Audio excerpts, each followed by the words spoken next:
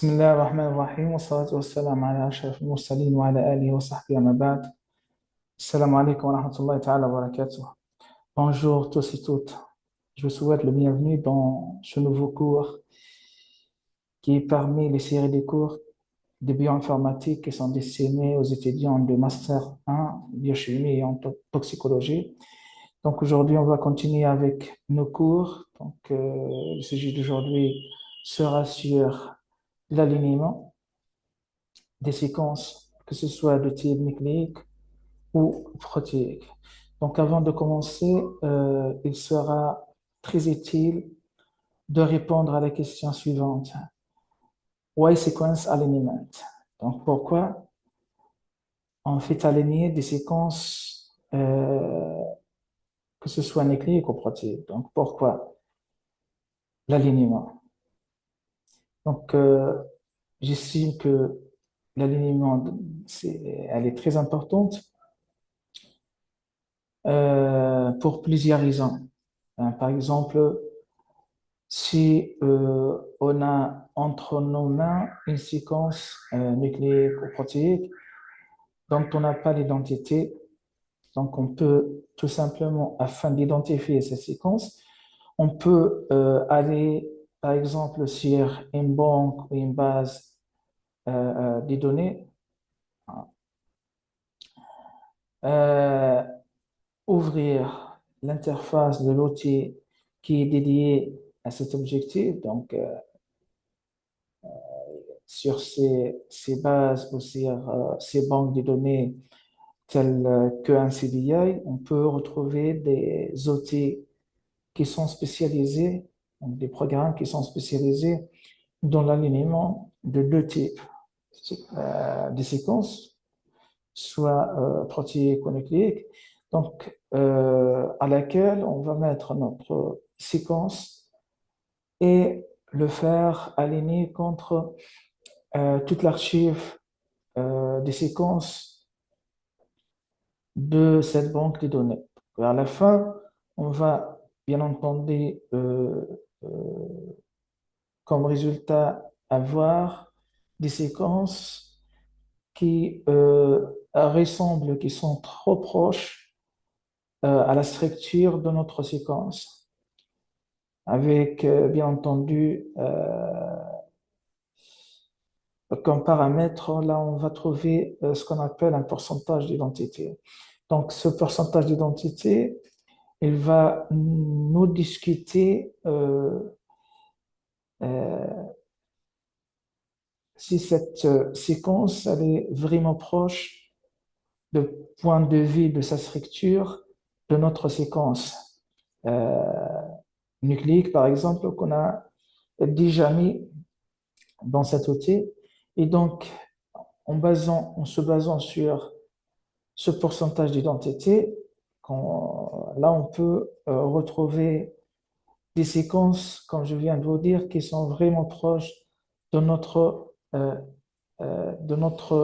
séquence.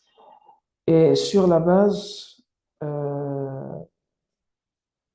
de ce pourcentage d'identité, là, on peut tout simplement identifier notre séquence nucléique. Par exemple, si on a une séquence nucléique dont on ignore son identité, on va tout simplement la mettre sur cet outil qui est relié à l'archive de la banque des données. Donc, à la suite, l'outil bioinformatique va donc fouiller euh, tout l'archive de cette banque de données en vue de retrouver une séquence euh, qui est proche euh, de point de vue de la structure de notre séquence dont on a posé. Et, par exemple, si vers la fin de résultat de séquence de l'alignement, là, l'outil, elle va classer les séquences dont elle est trouvée de la plus proche de notre séquence vers la plus loin. Donc, par exemple, si on retrouve une séquence avec un pourcentage d'identité de, par exemple, 90%, et que, euh, comme dirais-je, que cette séquence exprime, par exemple, pour une protéine telle que la myosine du muscle, donc on peut, par exemple, dire que cette séquence, notre séquence de départ, donc c'est une séquence qui, entre autres, représente euh, le gène ou un fragment de gène qui code pour de la myosine. Donc ça, c'est un exemple. Donc on peut s'aider d'un autre exemple. Par exemple, si on est dans un laboratoire de biologie moléculaire et là, on est en train, par exemple, de faire le séquençage d'un fragment d'un gène. Donc, afin de confirmer, par exemple, euh, donc, euh,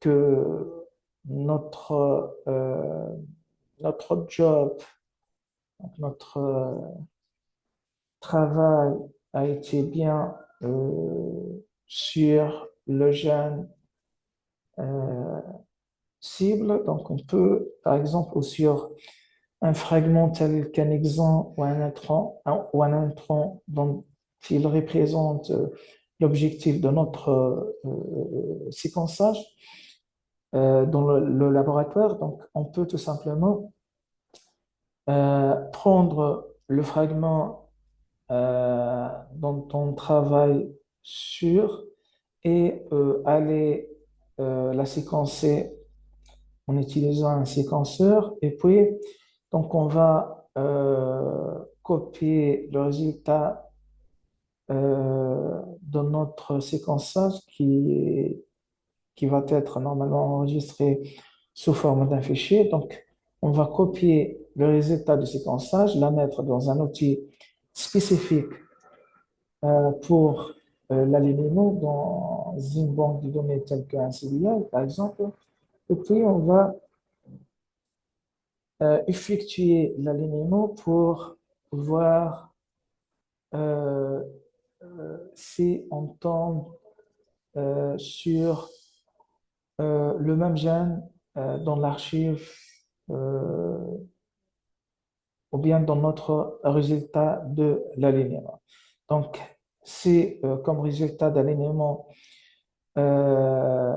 l'outil de l'alignement nous classe des séquences nucléiques qui sont proches de notre séquence de départ et qui expriment toujours la même protéine qui sont identifiées en tant que le même gène, là, notre travail est dans le bon chemin, dans le bon sens, hein.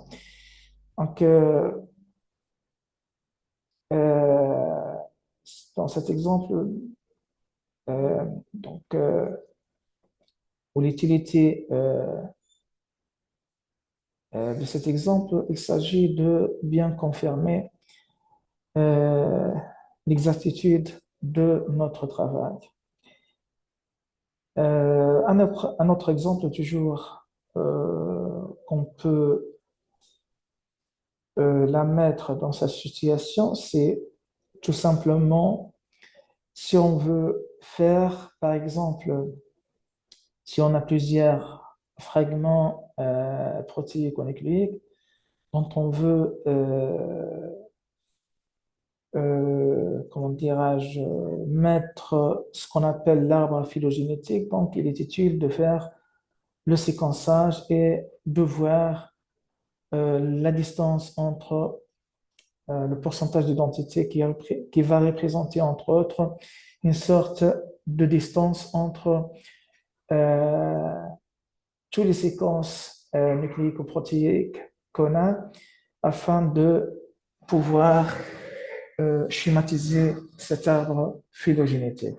Donc, ces exemples et plusieurs d'autres encore qui peuvent mettre en valeur ou mettre en relief, comment dirais-je, l'utilité de l'alignement des séquences, que ce soit protéique ou nucléique. Donc, une autre question donc, qui est encore très importante, how can we perform an alignment? Donc, il s'agit de euh, euh, comment, comment peut-on faire un alignement?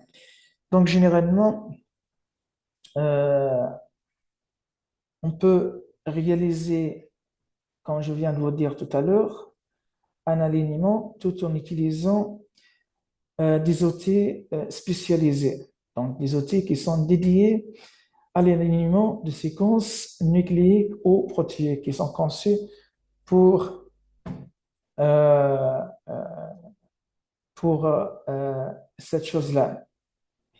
Donc, c'est pour cette raison, là, dans notre cours d'aujourd'hui, on va voir deux de ces outils ou de ce programme qui sont destinés ou qui sont conçus plutôt à la réalisation d'alignements de deux types, nucléiques et protéiques.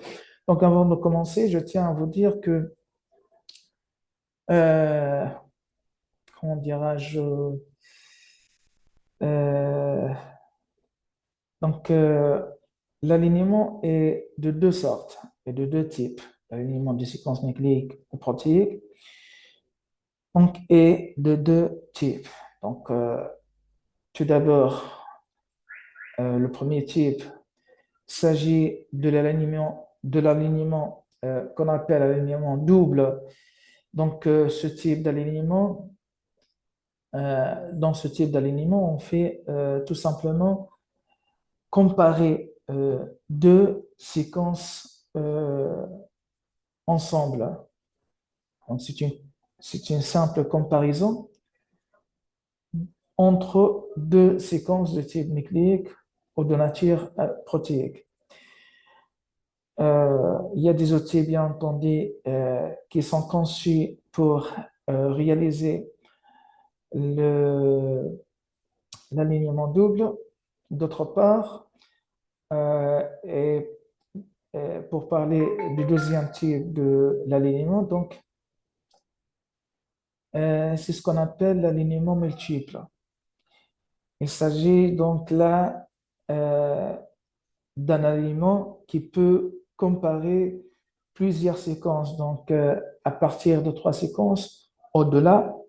Donc, ces plusieurs séquences, on peut le comparer en même temps, hein, les unes avec les autres. Donc, c'est un alignement, c'est une comparaison qui fait un alignement d'un seul coup de plusieurs, parallèlement de plusieurs séquences, que ce soit de type nucléique ou de type protéique. Donc, dans notre cours d'aujourd'hui, donc, on va voir un exemple d'un outil spécialisé dans l'alignement double et encore un autre exemple concernant un outil ou un programme bioinformatique qui est conçu pour faire l'alignement multiple. Donc, on va commencer par l'alignement double. Donc, ce programme qui est réputé dans l'alignement double et qui est le plus souvent utilisé par les chercheurs et savants à travers le monde afin de réaliser un alignement double entre donc, leur séquence et le restant des séquences existant dans l'archive de GenBank parce que notre, notre outil ou notre programme c'est déjà la propriété de un CBI. Donc, c'est ce qu'on appelle, donc ce programme ou cet outil est appelé Basic Local Alignment Search Tool, euh, abrégé comme PLAST.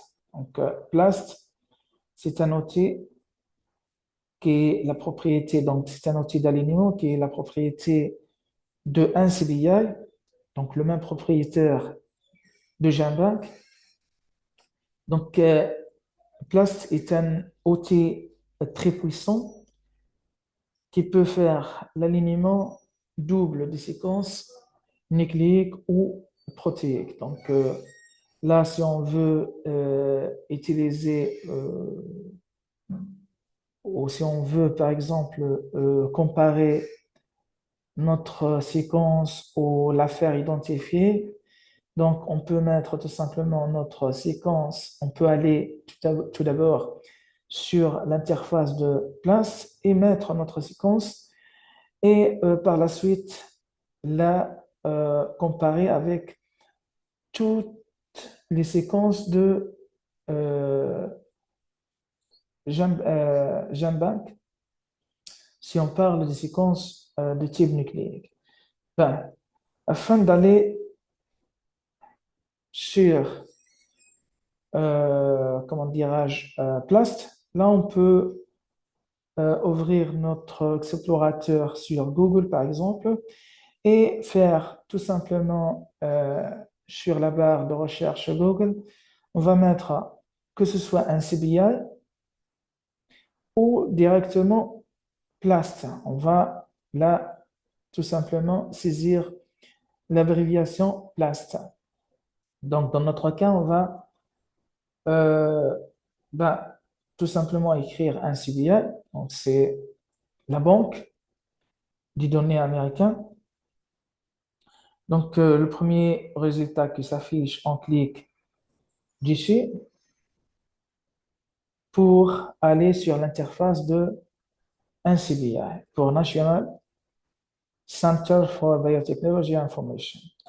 Donc, sur l'interface d'un CBI, là, on va tout simplement à votre gauche, vous allez retrouver un menu dans lequel vous allez retrouver All Resources. Donc, vous allez tout simplement cliquer sur All Resources afin d'aller sur le bon interface. Donc, sur All Resources, vous allez tout simplement cliquer sur le bouton Tools parce que là, notre un CDI, donc, c'est un outil, c'est un tool. Donc, on va cliquer sur le bouton Tools afin de pouvoir visualiser tous les outils qui peuvent offrir un CBI. Donc, là, vous défilez euh, afin de, afin de trouver notre place. Donc, vous allez cliquer ici sur Basic Local Element Search Tool afin d'entrer sur l'interface de place. Donc, l'interface de place est très simple et conviviale. Donc, tout simplement, sur cette interface, on va retrouver quatre boutons, donc deux grandes et deux petites. Donc,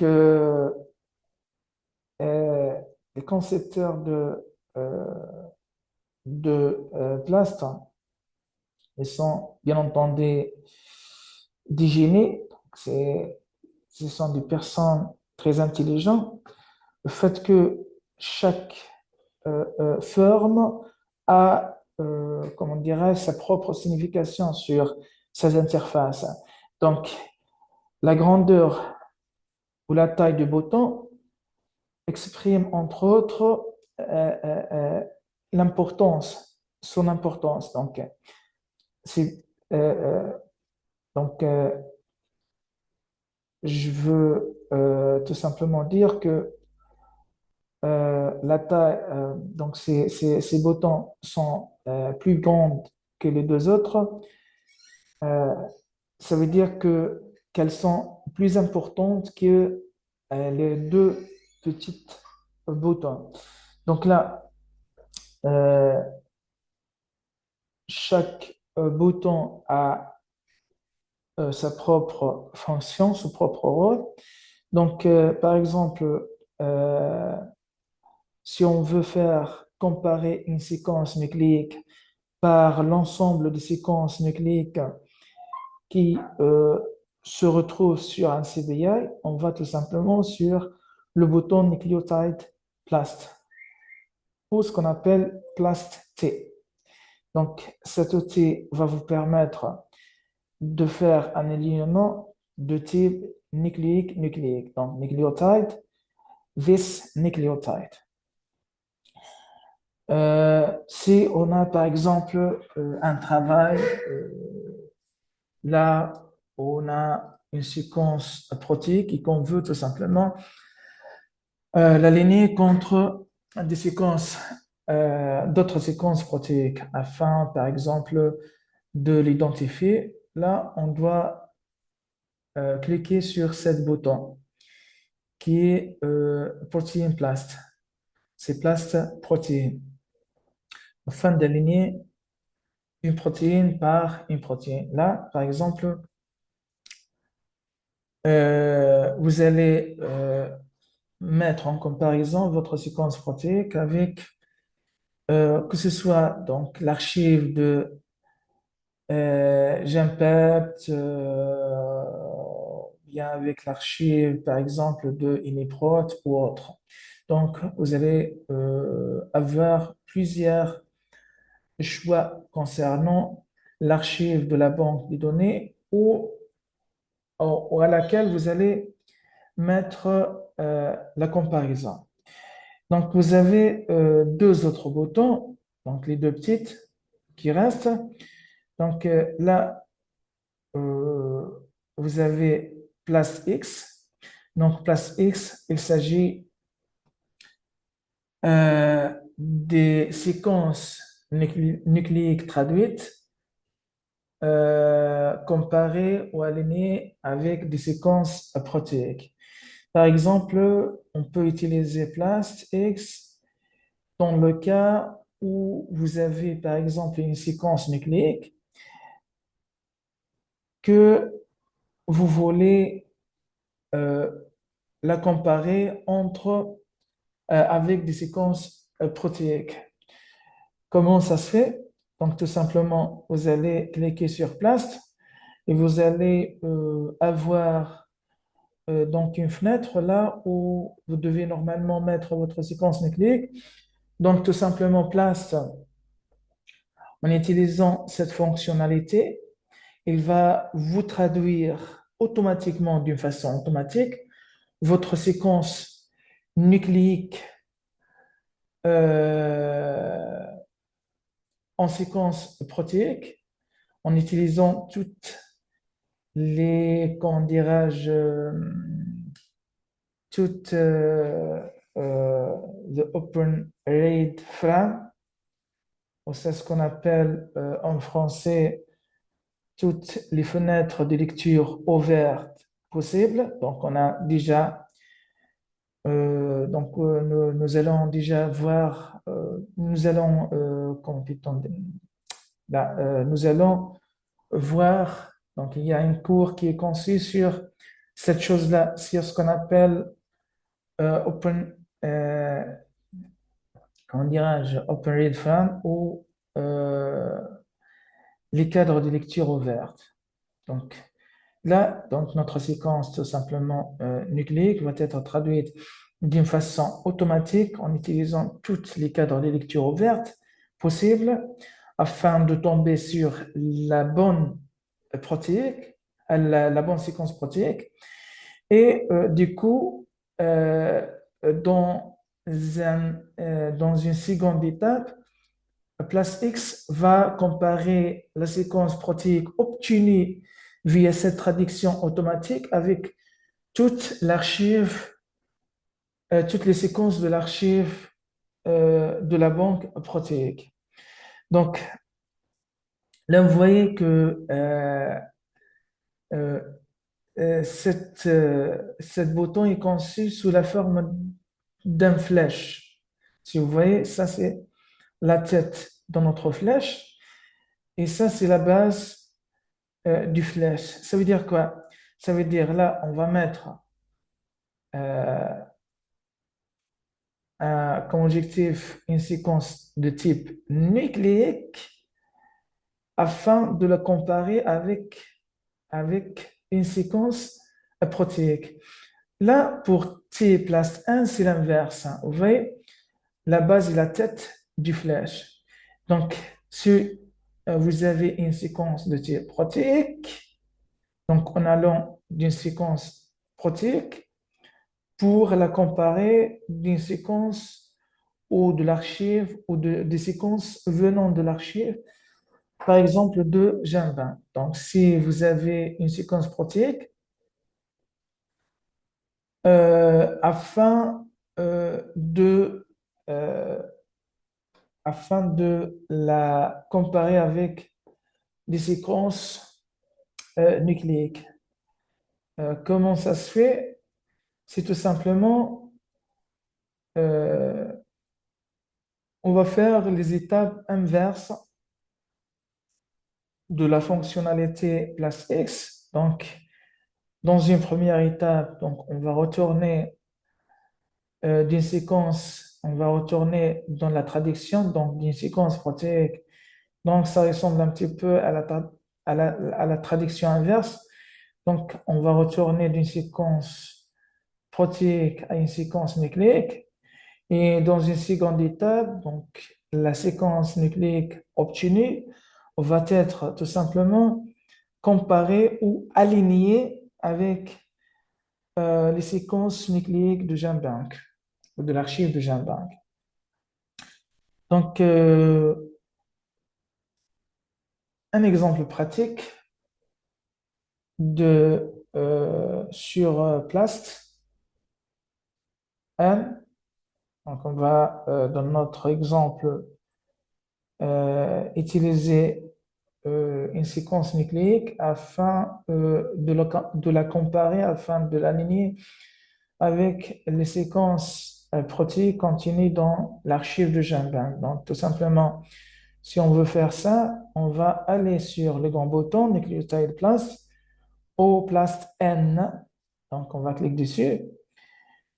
Donc, là, on est entré à l'intérieur de Place 1. Je vais agrandir un petit peu. Désolé, je retourne. Donc, là, comme vous voyez, on est sur Place 1 qui est activé. Tout simplement, si on fait un faux bas, donc par exemple, au lieu d'aller sur Place X ou Place B, on a allé sur Place 1, tout simplement, on peut récupérer et retourner directement, par exemple, sur Place 1 en cliquant sur ce petit bouton à l'entête de l'interface Place 1. Donc, on peut cliquer ici afin d'entrer directement sur Place 1 ou Place X ou T Place 1, etc. Donc, là, on a un fichier dans lequel nous avons une séquence nucléique inconnue. Donc, à travers cet exemple, notre objectif, il s'agit tout simplement de faire l'identité de cette séquence ou de ce fragment nucléique. Donc, on va dans le domaine de bioinformatique que les séquences nucléiques sont toujours euh, d'un simple brin. Donc, on peut pas utiliser un fragment d'ADN double brin euh, dans la bioinformatique. Donc, c'est toujours comme ça. Donc, un simple brin, ce qui représente euh, que ce soit le brin codon ou le brin complémentaire. Donc, on va ouvrir notre fichier contenant la séquence. On va sélectionner notre séquence, la copier et la coller dans la fenêtre de Plast 1. Donc, ça, c'est notre séquence dont on a transféré dans la fenêtre de Plast 1 afin de l'aligner avec euh, toutes les séquences de l'archive de GenBank, tout simplement. Donc, sur cette interface, il y a plusieurs options. Donc, dans notre cas, on va tout simplement laisser toutes les options à son état par défaut. Donc, par exemple, avant d'aller plus loin, je tiens à vous préciser que votre séquence doit être mise dans place 1 sous format FASTA, bien entendu. Donc, les séquences doivent être toujours sous format FASTA afin d'éviter tout problème qui peut survenir lors de l'alignement.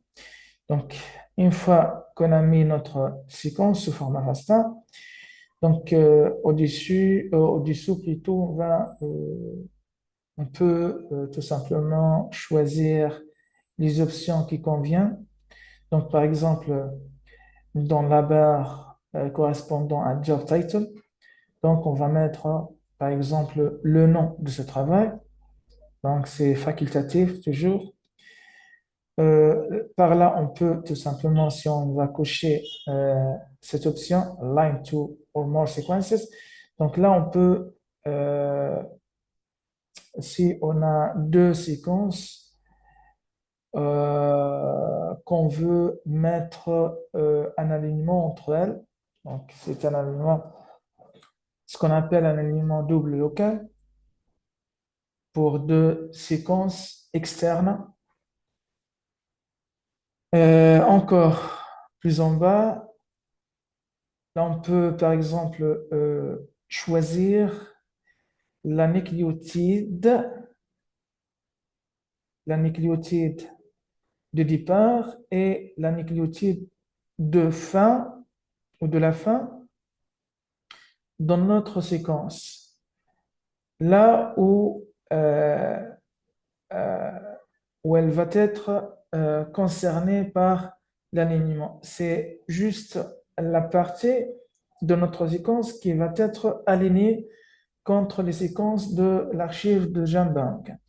Donc, par exemple, si notre séquence contenant, à titre d'exemple, 1000 bases, 1000 nucléotides, donc sa longueur est 1000 nucléotides, donc, nous, nous sommes intéressés par un simple fragment de l'ensemble de la longueur de notre fragment d'ADN. Donc, par exemple, on est intéressé seulement du fragment qui est entre la nucléotide numéro 100 et 300. Donc, tout simplement, on va dans la fenêtre From, on va écrire 100. Donc, c'est la nucléotide de départ à laquelle l'alignement va commencer et on va écrire 300 essais hein, dans la fenêtre correspondant à tout.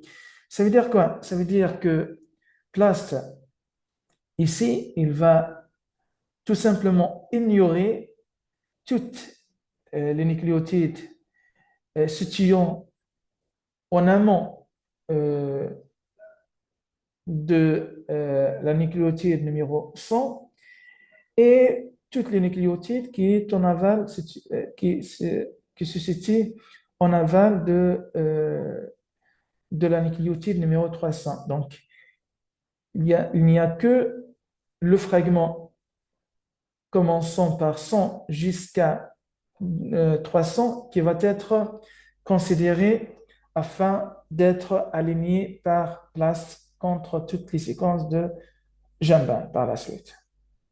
Donc, il y a vraiment plusieurs autres, comment dirais-je, options dont on peut choisir. Donc, dans notre cas, on va tout laisser par défaut.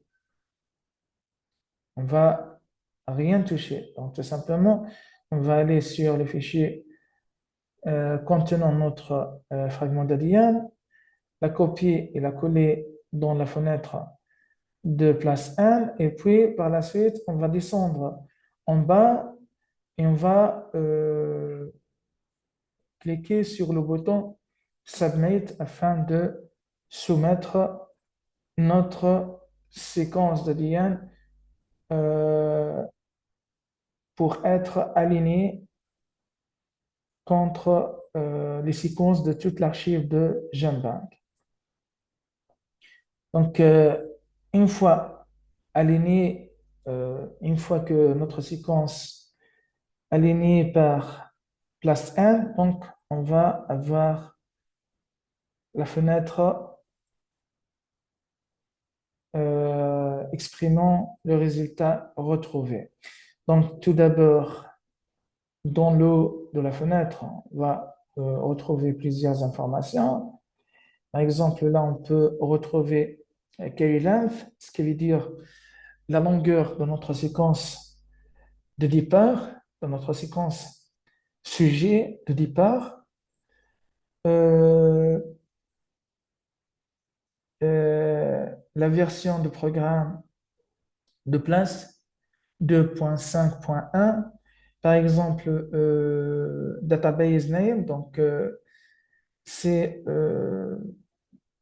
comment dirais-je, la base des données dont GenBank, dont Place a utilisé afin, euh, comment dirais-je, afin de porter des séquences pour l'aligner contre notre séquence. Donc, la base de données est de type nucléique.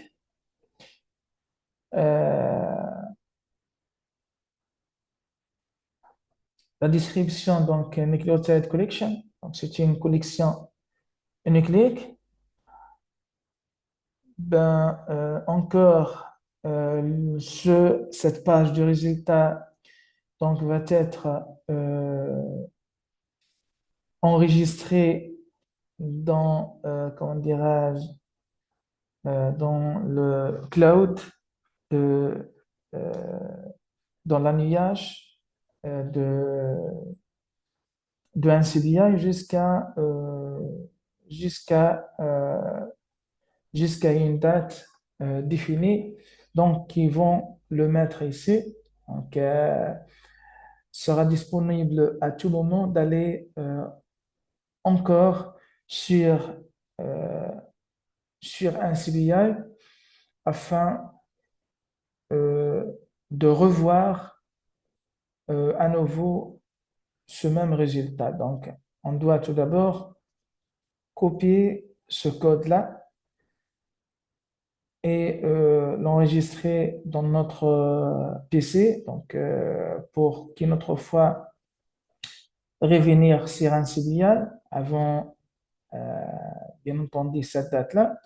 Donc, on peut visualiser, on peut retourner à cette même page qui va être normalement enregistrée sur un CBI jusqu'à jusqu'à cette date et d'aller mettre cette code dans la barre de recherche un CBI pour visualiser cette même page de résultats.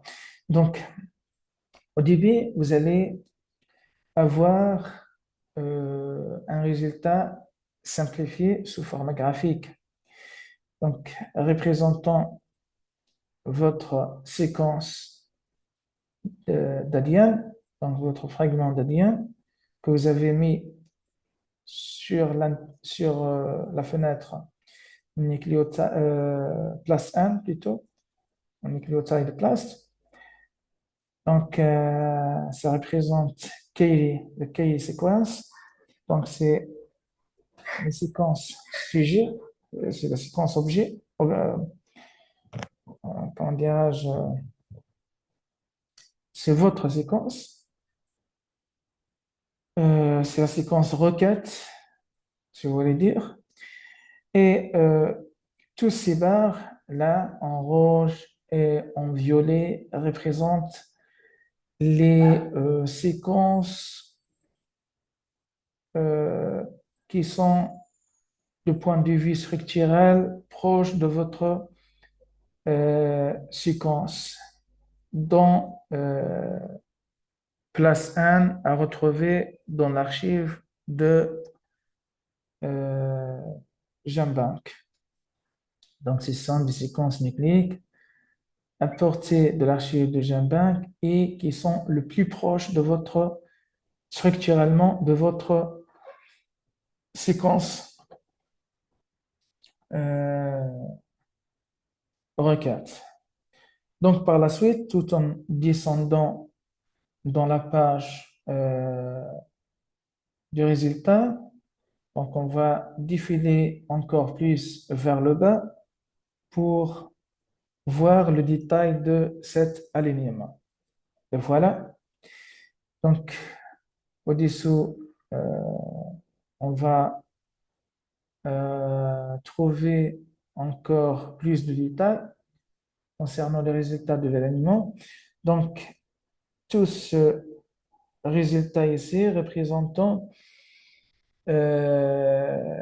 des entrées qui sont enregistrées dans un CBI. Donc, ce sont tout simplement des séquences de fragments nucléiques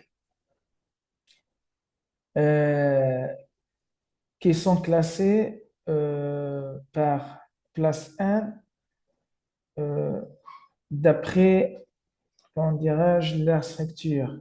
Donc, commençons par la plus proche vers la plus loin de votre séquence requête. Donc, par exemple, cette séquence-là représentant le gène ou un fragment de gène, donc représentant plutôt le fragment CDS ou complete CDS. Donc, c'est le fragment codon complète de l'ARN1, de l'insuline, de l'octodon Bugis. Donc, c'est une forme de rongeur qui existe notamment en Chili. Ben, donc, cette séquence représente un pourcentage d'identité de 99% euh, euh, de notre séquence, de notre fragment nucléique de départ. Donc, c'est vraiment euh, une séquence ou un fragment qui est vraiment conforme euh, avec structurellement conforme avec notre séquence, euh, avec notre fragment nucléique de départ, qui est l'objectif de cet alignement. Donc, parmi les autres critères, donc les plus importants, on retrouve Kaylee Cave, ça veut dire la couverture de l'alignement, la couverture de cette comparaison. Donc, si on retrouve 100%, ça veut dire quoi? Ça veut dire que notre comparaison, notre alignement a couvert toute notre séquence en commençant par la toute première nucléotide, en allant scanner toute la longueur de notre séquence nucléique jusqu'à la dernière nucléotide de notre séquence. Donc, ici, la, la couverture était à 100%, était bien complète. Donc, le scan, la comparaison de cet alignement est parfaitement complète. Donc, c'est pour cela euh, que Jeanne plutôt Place, a classé cette séquence au début. Donc, elle est classée comme la première séquence la plus proche. Donc, qu'est-ce que vous attendez de plus? Une séquence avec une identité ou un taux d'identité qui est égal à 99% et avec même une couverture qui a atteint 100%. Donc, c'est une couverture complète. Donc, on peut également retrouver euh, le score total, nucléotide par nucléotide. Donc, c'est le score, euh, comment dirais-je, donné par place pour cet alignement entre notre séquence et cette séquence-là qui est de 791. Donc, d'autres séquences qu'on peut également retrouver dans la page du résultat. Donc, en allant vers, bien entendu, en allant vers le bas, là, on va s'éloigner euh, comment dirais-je, de la structure de notre séquence. Donc, celle-ci, c'est la première séquence, donc elle est la plus proche de notre séquence. Et puis, cette séquence-là, elle est un petit peu plus loin comparée à celle-ci. L'autre est toujours plus loin comparée à celle-là et à celle-ci, ou à celle-ci ou à celle-là, et ainsi de suite. Donc, en allant vers le bas, on va, comment dirais-je, s'éloigner de la structure de notre séquence. Donc, qu'est-ce que je veux vous dire autre sur euh, ben, ce- cette page de résultat? Donc là, pour, par exemple, voir la manière dont on a aligné notre séquence avec cette séquence, donc on peut tout simplement cliquer ici sur ce lien afin de visualiser euh, tout simplement l'alignement de ces deux séquences. Donc, voilà, celle-ci, c'est ben, le résultat détaillé, si vous voulez dire, de l'alignement ou la comparaison de notre séquence requête, donc KD sequence. Celle-ci, c'est notre séquence avec subject sequence. C'est la séquence sujet qui figure la première dans notre résultat et qui est apportée de l'archive de GenBank via Plasta lors de cet alignement. Donc, regardez bien, donc l'alignement est fait d'une façon à aider euh, le lecteur de bien pouvoir continuer à suivre l'alignement du fait que on a commencé par la toute première nucléotide et par la suite, on n'a pas on n'a pas continué à aligner d'une façon horizontale. Comme ça, il va bien entendu gêner le lecteur de bien pouvoir continuer à suivre l'alignement tout en défilant, en utilisant la souris afin de pouvoir suivre cet alignement. Donc, tout simplement, donc, là, on va couper ici et retourner pour continuer à mettre l'alignement dans la ligne suivante. Jusqu'à, donc, on va faire, on va continuer avec cette méthode-là jusqu'à la dernière nucléotide de notre séquence. Donc, de cette manière-là, le lecteur va être plus à l'aise à pouvoir, bien entendu, de pouvoir continuer à suivre l'alignement du départ vers la fin. Donc, celle-ci, c'est l'alignement complète de notre séquence avec la séquence retrouvée en tant qu'elle est la plus proche de notre séquence, de notre fragment nucléique.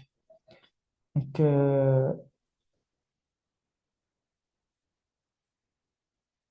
là, on peut fouiller à l'intérieur de cet alignement pour retrouver, par exemple,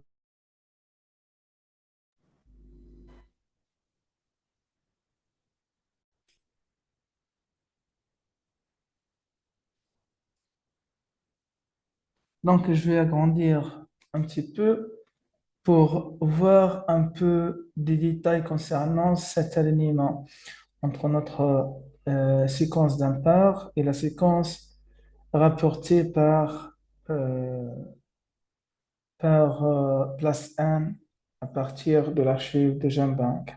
Donc, vous voyez, donc au départ plutôt, je vous ai, je vous ai cité que l'alignement, c'est une simple comparaison. Donc, euh, c'est pour cela, lors de la comparaison, donc on va en fait mettre côte à côte la séquence, euh, notre séquence, c'est la séquence requête d'un part et de l'autre part la séquence sujet ou celle rapportée par un nucléotide N à partir de l'archive de GenBank. Donc là, on va scanner euh, donc, sur toute longueur de deux séquences et les comparer plutôt. Donc, au départ, nous avons G avec G, donc nous avons une identité, donc guanine avec guanine, cytosine C avec C, adenine, adénine, thymine, thymine, et ainsi de suite. Donc, par exemple, là, on peut rechercher des cas où il y a une nucléotide appartenant à l'une de ces séquences sans, comment dirais-je,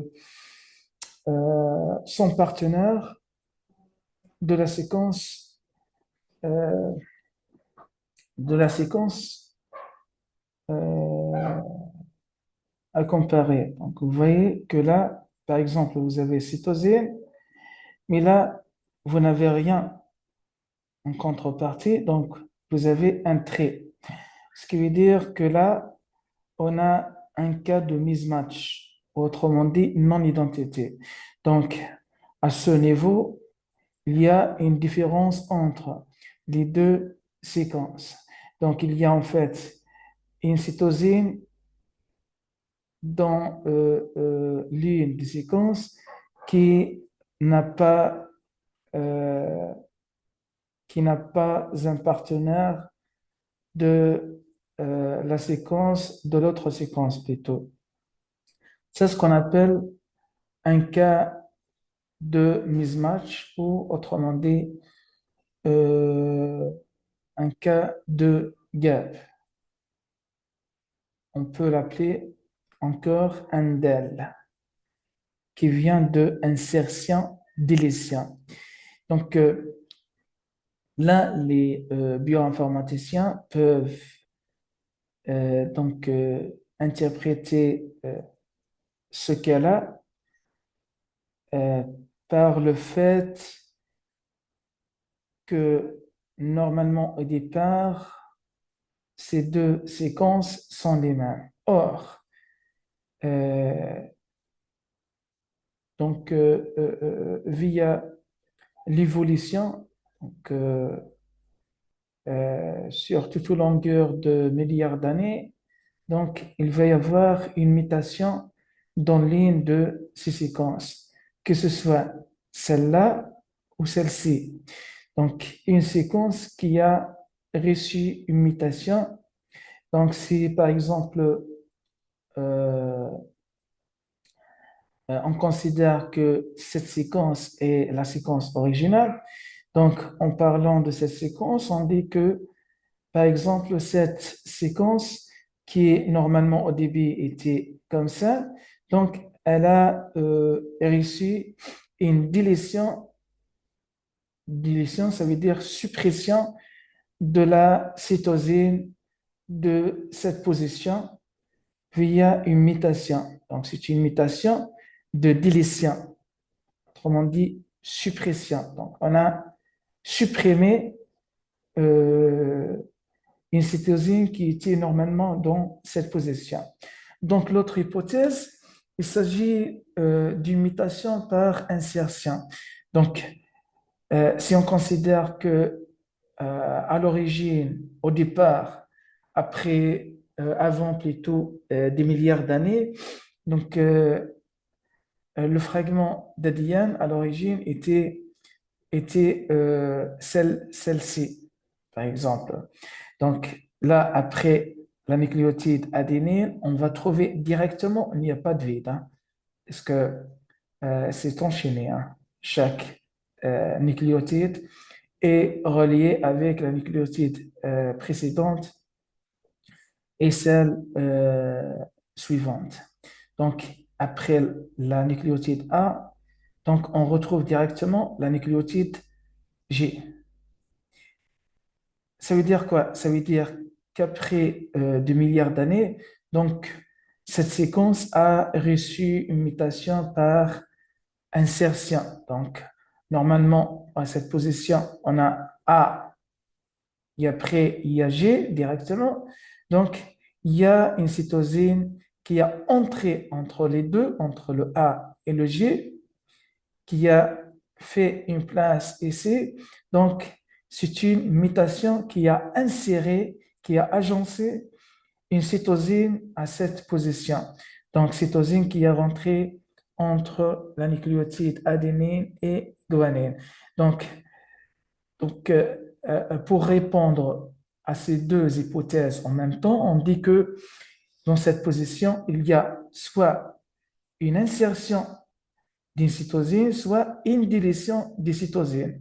Donc, on dit insertion, délétion, donc on prend euh, euh, euh, les, euh, les trois lettres du début de mot insertion, insert, plutôt les deux lettres du début de l'insertion, on dit N, et les trois lettres du début du préfixe du mot délétion, on dit del, D-E-L. Donc, on a I-N, D-E-L. On dit donc, tout ensemble, on dit Ndel.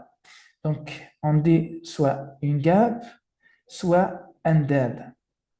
Cette position-là est exprimée de cette façon-là.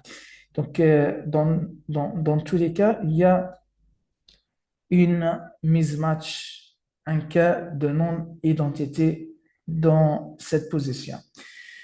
Ben, voilà, ça ce qu'on peut dire, ça c'est tout ce qu'on peut dire sur cet alignement qui met ensemble notre séquence objectif, notre séquence requête, avec la toute première séquence rapportée par euh, nucléotide plast. Donc, on peut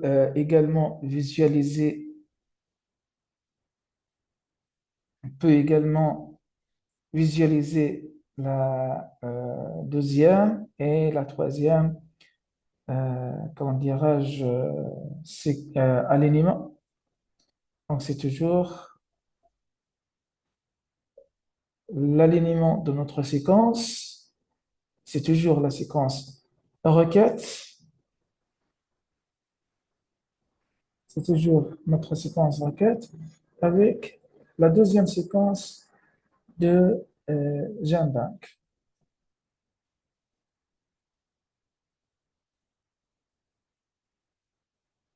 Donc, c'est la même chose qui se répète. Toujours, il y a l'identité où on trouve T avec T, J avec J, A avec A ou C avec C. Donc, c'est toujours un cas d'identité marqué avec le score approprié qui a été donné par Nucleotide Atlas. On peut donner le score qu'on veut, que ce soit 1 si on trouve un cas d'identité entre nucléotides. Donc, T avec T, peut être marqué par un score de 1, de 2, que à votre guise.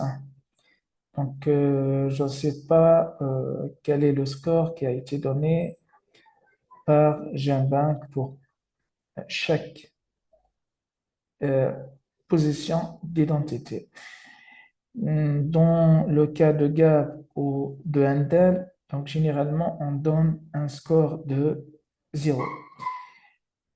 Encore, celle-ci, c'est l'alignement numéro 3 qui met ensemble notre séquence, toujours avec la séquence, euh, avec la troisième séquence rapportée par nucléotide place à partir de l'archive de GenBank. Ben, regardez bien, juste une dernière chose. Si par exemple, donc, tout simplement, la séquence, notre séquence qui a été sans identité au départ, donc on peut tout simplement dire que notre séquence qui ressemble qui ressemble à cette séquence avec un pourcentage d'identité qui est égal à 99%, donc c'est un pourcentage d'identité un peu parfait. Donc on peut considérer que notre séquence qui était euh, sans identité au départ, donc que c'est une séquence exprimant pour l'insuline de l'octodon d'Ugus. Donc c'est une séquence de l'insuline, de l'ARN1 de l'insuline qui est extrait de l'octodon d'Ugus. Donc notre organisme, c'est en question, c'est l'orthodon plutôt d'Ugus. Donc vous voyez ici accession, ça veut dire c'est le code d'accession, le code unique de cette séquence. Donc, pour voir l'entrée de cette séquence, pour aller sur le fichier d'entrée de cette séquence, nous avons déjà parlé sur ce que veut dire un fichier d'entrée euh, dans les cours précédents. Donc, vous pouvez à tout moment aller visualiser les cours précédents pour voir ce qui veut dire un fichier d'entrée. Le fichier d'entrée de cette séquence peut être visualisé en cliquant ici sur le lien de son code d'accession, son numéro d'accession. Ben, de plus, je peux vous ajouter, euh, on est toujours sur nucléotide de place, là, on va parler un petit peu de l'option de Align two or more sequences. Donc, on peut, euh, en cochant sur cette option, aller ouvrir une seconde fenêtre qui n'était pas normalement au début. Et puis, par exemple, ça c'est dans le cas où nous avons, euh, je vais agrandir un petit peu pour vous montrer notre document portant deux séquences ou deux fragments de séquences nucléiques. Donc, j'ai ces deux séquences et dont je veux voir la différence structurale entre eux, ou entre elles plutôt. Donc, dans ce cas, je peux aller sur l'interface des nucléotides Plast, puisque nos séquences sont de nature nucléique. Donc, aller cocher sur cette option. Une seconde fenêtre va être euh, ouverte.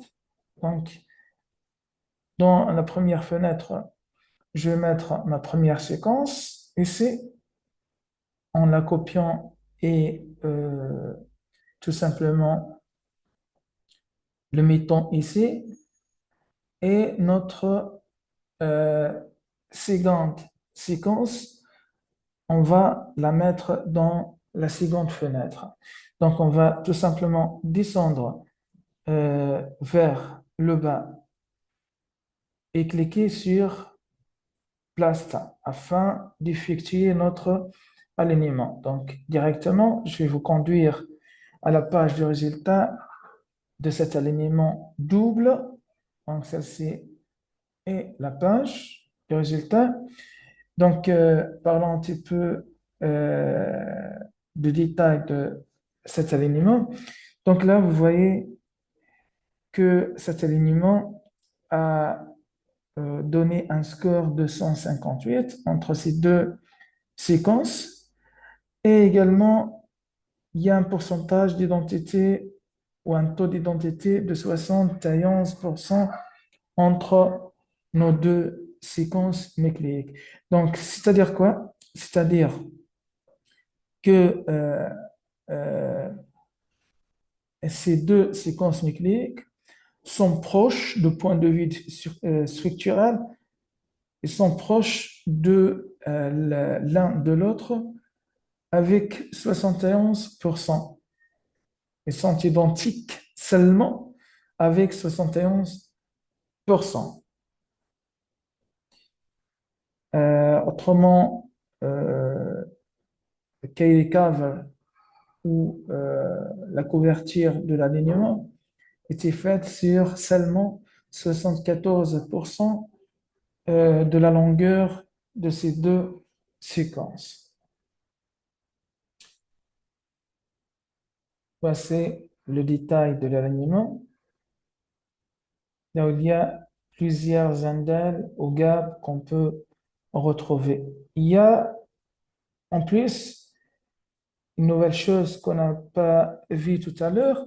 Donc, on peut retrouver des, comment dirais-je, des nucléotides qui sont côte à côte avec des nucléotides différents. Par exemple, là, vous avez A devant G, un adénine devant un guanine. Donc, c'est tout simplement un cas de non-identité.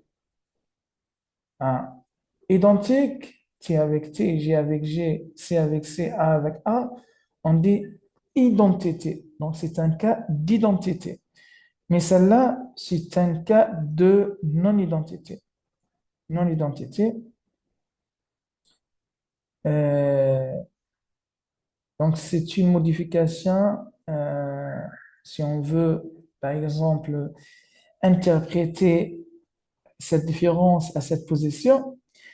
Donc, la différence évolutionnelle, par exemple, on dit que c'est une modification via une substitution. Donc, c'est une mutation par substitution. Donc, là, on a, si celle-ci est le fragment original d'ADN, de séquence d'ADN, et celle-là, c'est celle qui était mutée via l'évolution. Donc, on peut dire tout simplement que euh, ben, euh, on a substitué la nucléotide G qui était à l'origine par une nouvelle nucléotide qui est A à sa place. Donc, c'est une substitution après des milliers ou des milliards d'années. On a toujours les indels, hein. Là, on a des substitutions, mutation par substitution. Donc, c'est toujours un cas de non-identité. A avec C, G avec G, C avec G, etc. Donc, je précise encore, donc, on a un seul cas, plutôt pour les acides nucléiques, on a quatre cas d'identité.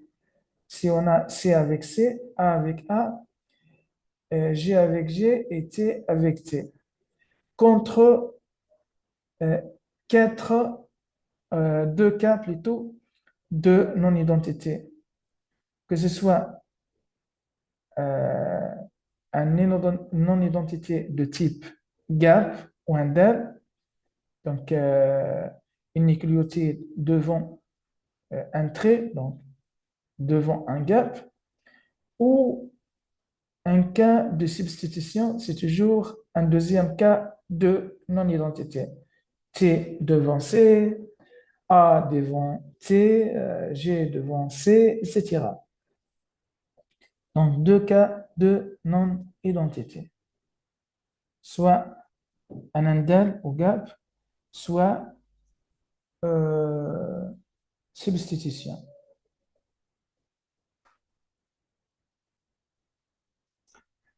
L'autre, donc, outil bioinformatique, dont elle représente, comment dirais-je, notre deuxième exemple euh, dans ce cours-là, donc, c'est Cristal Oméga, qui était Cristal W précédemment. Donc, c'est un outil d'alignement multiple très puissant. Donc, via cet outil, donc on peut réaliser un alignement à partir de plusieurs séquences qu'on peut mettre tout ensemble, côte à côte, et les faire d'un seul coup, les aligner tout ensemble. Donc, un exemple concernant cet alignement, vous voyez là qu'on est allé sur l'interface de EMBL. Donc, c'est la grande banque bioinformatique européenne. Donc, je rappelle que Plast, ou l'outil Plast, qui est conçu pour l'alignement double, elle existe sur un CBI. Donc, c'est la propriété de un CBI. Alors que euh, Crystal Omega, c'est la propriété de EMBL. Donc, pour y aller, il faut aller tout d'abord sur EMBL et rechercher Crystal Omega. Donc, vous pouvez aller sur Tools and Databases afin de retrouver Crystal Omega. C'est son logo. Donc, il suffit de cliquer ici pour accéder à l'interface de Crystal Omega. Donc, là, on est sur l'interface principale de Crystal Omega. Donc, ici, j'ai apporté mon fichier personnel comportant, je vais agrandir un petit peu pour que ce soit clair, pour que ce soit plus clair. Donc, celle-ci, c'est ma document qui contient trois séquences qui vont servir comme exemple dans notre cas. Donc, là, j'ai changé pour, comment dirais-je, c'est pour manipuler des séquences protéiques dans ce cas-là. Donc, j'ai changé.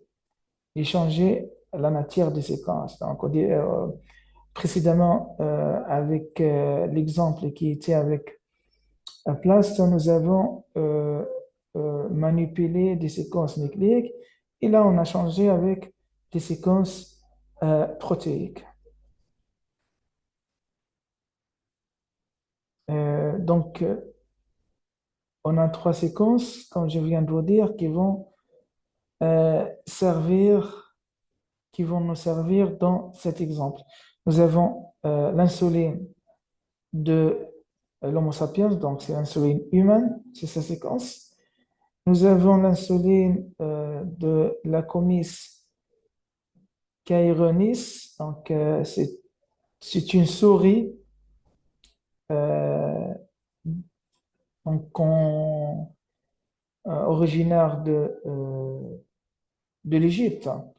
Donc c'est une espèce de souris.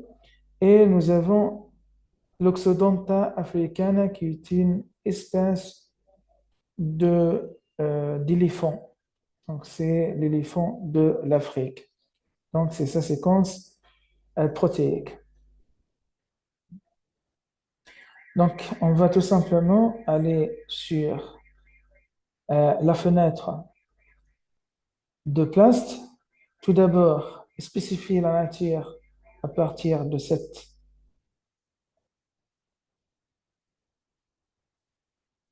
euh, en dirage de ce menu. On va cliquer sur ce flash, ce petit flash, pour choisir le type ou la nature de votre séquence, que ce soit protéine. Là, si vous défilez, vous allez retrouver protéine, RNA ou DNA. Donc, si vous avez une séquence nucléique, donc vous avez choisir soit RNA ou DNA. Et là, on est avec des séquences de type protéique et donc on va spécifier protéine dans notre cas.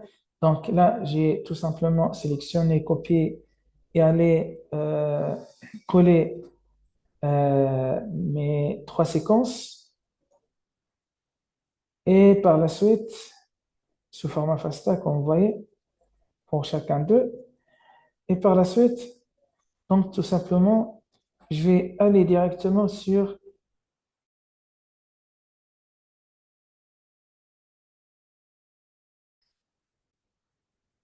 et puis aller cliquer sur Submit afin d'effectuer l'alignement entre ces trois séquences protéiques. Donc là, on est sur la page du résultat de l'alignement qui a été fait par Crystal Omega. Donc, je vais agrandir pour voir un petit peu des détails. Donc, ici, vous avez les trois séquences de départ qu'on a mis pour qu'elles soient alignées. Donc, on a au début la séquence de l'insuline de, de l'éléphant, suivie par celle de l'être humain ou l'homme, et finalement suivie par, en troisième ordre, celle de la souris.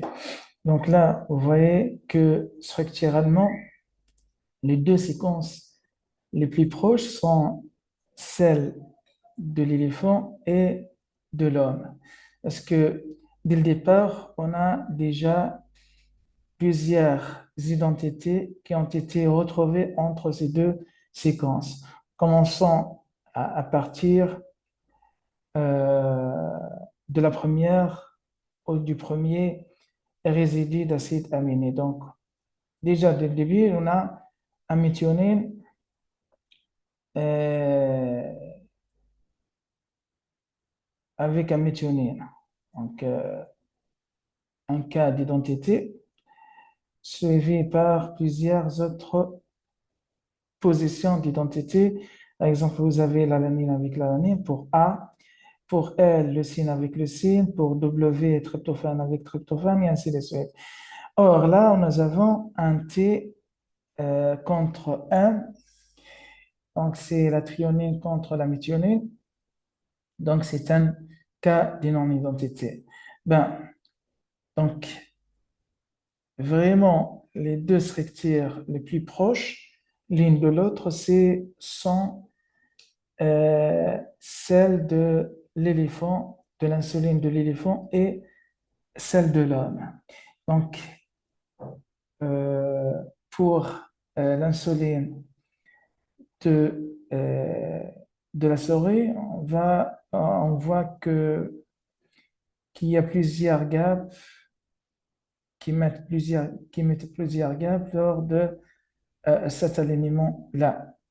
Ce qui veut dire qu'il y a plusieurs positions où il y a un cas de non-identité entre la séquence de l'insuline de la souris d'un part et les deux autres séquences, celle de l'homme et de l'éléphant de l'autre part. Donc, d'autre part, là, vous pouvez encore voir ce qu'on appelle des astérix ou des étoiles. Donc, là où il y a une identité parfaite entre les trois séquences en même temps, donc Clistal a marqué cette position en utilisant un étoile ou astérix, comme le cas pour phénylalanine, par exemple FFF. Il y a toujours un résidu phénylalanine dans cette position euh, et en même temps dans les trois séquences d'insuline.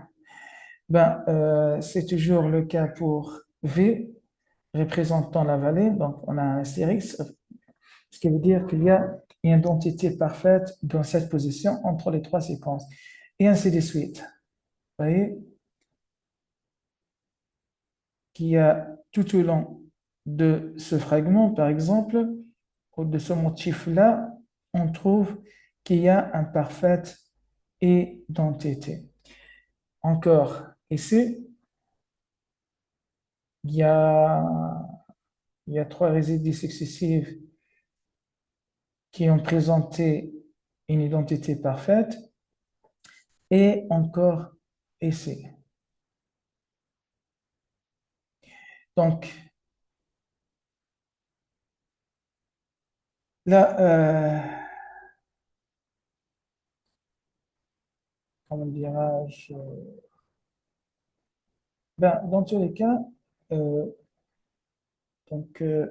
l'utilité de cet alignement multiple euh, porte sur deux points, notamment. Donc, tout d'abord, si on veut, par exemple, rechercher des motifs protéiques ou nucléiques, qu'on appelle, comment dirais-je, les fragments ou les séquences conservatives entre les trois insulines de l'éléphant, de l'homme et de la souris. Ben, si on veut chercher ce qu'on appelle ces séquences conservatives, là où il y a des fragments qui sont un petit peu longs et présentant une identité parfaite entre les trois séquences à la fois, on peut dire que ces séquences peuvent être considérées en tant que séquences conservatives. Par exemple, vous voyez que euh, cet fragment depuis la lettre K jusqu'à K présentant une identité parfaite entre les trois séquences en même temps, avec une longueur significative. Donc, c'est ce qu'elle, comment dirais-je, euh,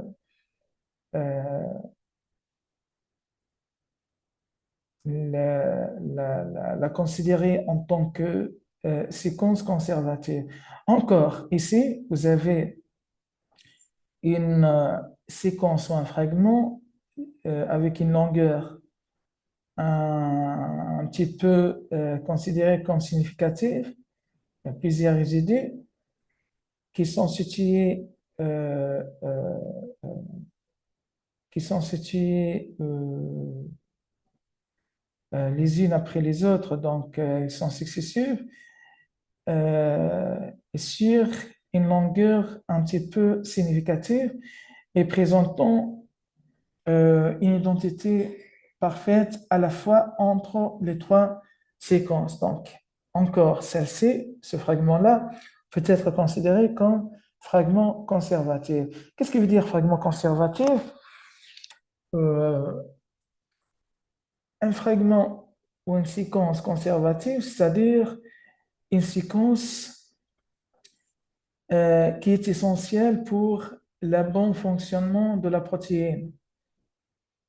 Donc, c'est-à-dire quoi? C'est-à-dire si, par exemple, on touche un résidé à l'intérieur de cette séquence, de ce fragment conservatif, euh, là, il va y avoir absolument une malfonction ou une fonction, euh,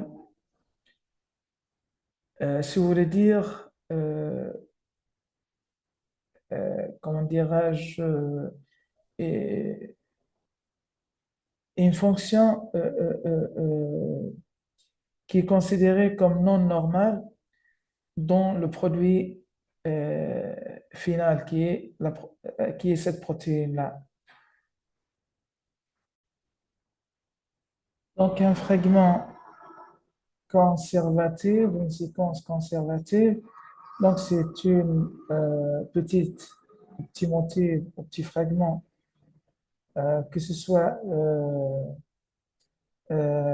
nucléique si on parle d'une séquence nucléique ou protéique si on parle d'une séquence protéique, qui sont essentielles pour le bon fonctionnement de la protéine. Donc, par exemple, si un des résidus acides aminés à l'intérieur de ce fragment conservatif qui a été touché par mutation, que ce soit une dilution, une substitution ou autre, donc ça va conduire, par exemple, à une malfonction, voire euh, une non-fonctionnement de cette protéine. Donc, cette protéine va perdre, euh, peut-être elle va perdre sa fonction suite à une mutation à l'intérieur de ce fragment conservatif. Donc, les fragments conservatifs, ce sont des zones où euh, il ne peut pas être absolument touché. Une, une simple mutation à l'intérieur de cette zone va directement conduire à un malfonctionnement de la protéine produite par la suite. Donc, l'autre utilité euh, sur laquelle on recourt à l'alignement multiple, donc il s'agit de rétablir ce qu'on appelle l'arbre phylogénétique. En anglais, phylogenetic tree. Donc, il y a tout un bouton sur qu'on peut retrouver sur l'interface du résultat de Crystal Omega que si on clique dessus, donc il va nous donner l'arbre phylogénétique plutôt, euh, mettant ensemble ces trois séquences de l'insuline. Donc naturellement, ce que là il va y avoir, là je parle de la forme de l'arbre phylogénétique attendue. Donc bien sûr, il va y avoir un clade qui met ensemble ces deux séquences, celle de l'homme et celle de l'éléphant, parce que ces deux séquences sont, du point de vue structural, euh, sont les plus proches. Donc, et par la suite, il y a un deuxième et grand clade qui va mettre ensemble, d'une part, cette troisième séquence, celle de la comice, donc de la souris, avec ces deux séquences ensemble. Donc, il va y avoir deux clades dans l'arbre phylogénétique de ces trois séquences. Donc, un clade qui va réunir les deux premières séquences et un deuxième grand clade qui va mettre ces deux ensemble avec la troisième. Est-ce que la troisième séquence, celle de la souris, elle est plus éloignée de ces deux premières séquences? Donc,